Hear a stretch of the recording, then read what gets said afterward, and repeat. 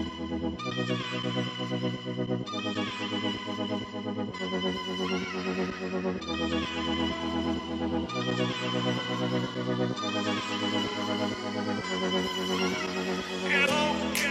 Täna me oleme siin Seafood Baris, kus ma käin, ütleme nii, et päris tihti, sest nagu te teate, mereannid on ühed mu lemmiktoidud ja kuigi mulle tundub, et ma veits oskan midagi teha, siis peakook isiklikult on valmis mul õpetama minu lemmikrooga siin, milleks on mereanni valik 2. Nii et räägi, mis sinna sisse läheb? Siin reaalselt praegu meil on sinimerekarbid, siis on vongale-karbid, ehk siis nagu veenuskarbid Itaaliast. Need on habemänuga karbid, Hispaania ja siuke värk. Natukene värsket pöppi, nagu hakitud tilli ja peterselli. Siin mul on natukene valget veini. Siin on kalapuljong keedetud. Taluvõid, 2 lõpuka täis, 1 sidrun, hakitud tšillit ja küüslauku. Siin on siis 8 jalad, sellised mini hästi beibid. Need on kalmaarid, ka hästi beibid.